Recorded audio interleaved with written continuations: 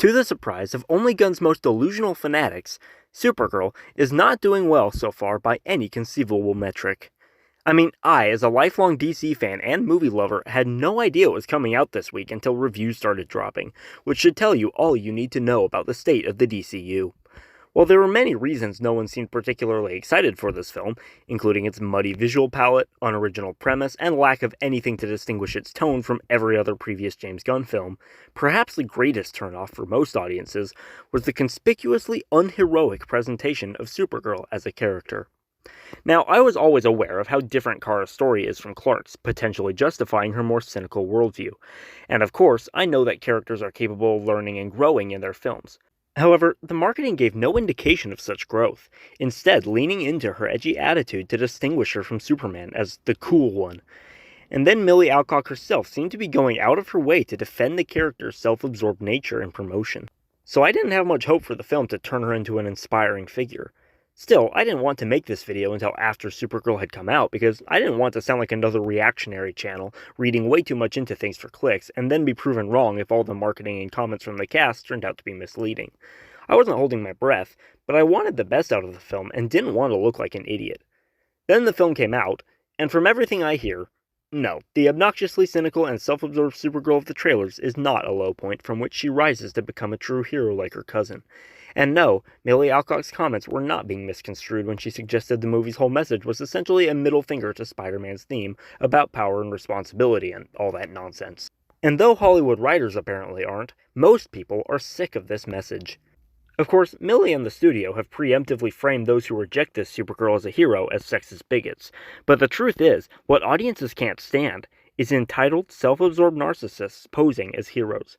It just sadly turns out that just about all such characters in recent years have been female, and that's what we're all tired of, men and women alike. But before we get further into this discussion, you should know that I'm just thinking out loud here, so if you like my brain vomit, you know where the like and subscribe buttons are. Now to clarify something, this video is not about Supergirl as a film, because as I indicated, I haven't seen it. The near universally mid or negative reviews from people with all kinds of expectations have of course given me no desire to watch the film, so this is not a review or a reaction to anything specific about this movie in particular. Rather, it is just some thoughts about what it represents and what I've taken away from audiences' completely apathetic reactions to it. Now without further ado, let's get this conversation started by asking what defines a hero in the first place. We all know the saying, with great power comes great responsibility, is Spider-Man's motto, but though it may have been coined by Uncle Ben, it is essentially the recurring message of just about every superhero movie. It's essentially the lesson Pa Kent instills in Superman. It's the lesson Tony Stark learns in Iron Man. It's the lesson Thor learns in his first film. And even when characters like Captain America don't need to be taught this lesson, they already seem to understand it, which makes them worthy of their power in the first place. And this isn't just a theme for comic book superheroes. I can almost guarantee that any truly heroic character you can think of feels responsibility to use whatever kind of power they may have, superhuman or otherwise, to help others in some way. Until recently, every cinematic hero had to understand this principle in order to qualify for hero status, or else they were just treated as edgy anti-heroes. Then Captain Marvel came along, followed by a wave of similar so-called heroes who all echoed the message that no, power doesn't come with responsibility, but rather you are entitled to power as long as you can consider yourself a societal victim. And suspiciously, the one trait all these supposed heroes have in common is their gender. Tragically, it seems women aren't allowed to be heroes anymore. Most audiences, regardless of gender, want aspirational characters to look up to, but our society desperately wants to promote different values for men and for women. It's great that men should want to be selfless and responsible because that benefits everyone, but women need to be strong and independent. In other words, focus above all else on their own needs, or else they risk putting the needs of men above their own. And if they're expected to live up to any kind of standard of what it means to be a decent person, that means they're being forced to conform by the oppressive patriarchy. Thus, virtue and valor are still celebrated for male heroes, but narcissism is celebrated in female characters because, for them, empowerment is all that matters. No matter how much power they have in a story, they remain stuck in a victimhood complex that never lets them put others' needs before their own.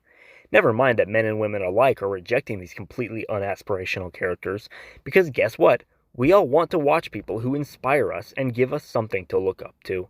We don't actually want to be told it's okay to kind of suck a little bit, because even when we are a self-absorbed mess, We know on some level that's not who we want to be, and we don't want to see that reflected back at us in the mirror. Regardless of our gender or how much of a mess we may be in our personal life, we all need heroes. And that's not to say heroes have to be perfect or all look the same. In fact, the most inspiring heroes are often the ones we can relate to some degree, so that we feel there's some way we can become like them. But this is where growth becomes important, because if static, over idealized, and simplistic characters come off as naive, then static, overly cynical, and quote unquote relatable characters are just depressing to watch. The best stories, the ones that motivate us to change, are the ones that teach moral lessons through their characters, that show them become aspirational and demonstrate how we can be better people. Kara's story could have been one of learning to find meaning and purpose, even hope, in turning outward from her own grief and becoming a symbol of hope for others. But from what I hear all around, it seems that if this was ever meant to be the point of Supergirl, it never gets across, and there is no real condemnation of what it tries and fails to present as a cool, edgy worldview and lifestyle of pathetic, cynical narcissism. And this was all the more disappointing after Superman's message of kindness being cool again, which now feels totally hollow with the same creative team subsequently endorsing the exact philosophy he was pushing against. So much for the new punk rock. See, no one hates female heroes. We love characters like Eowyn fighting to save her people, or Wonder Woman fighting to bring peace to a war-torn world, or Sarah Connor or Ripley fighting to protect those relying on them, just to name a few. These were heroes who understood the responsibility their power gave them. What we hate is entitled narcissists using their victimhood complexes to justify their selfish actions. And it just so happens that most of those characters lately are women. So Hollywood, if you want us to show up and root for female heroes, just let them be heroes again. But what do you think? Have you seen Supergirl? If so, what do you think of its message? Was my assessment off, or is this just another continuation of the trend I described? And are you as troubled by this trend as I am? As always, I'm just here to kick off the discussion, so let me know your thoughts down below, and I look forward to joining you there. Until next time, never stay silent.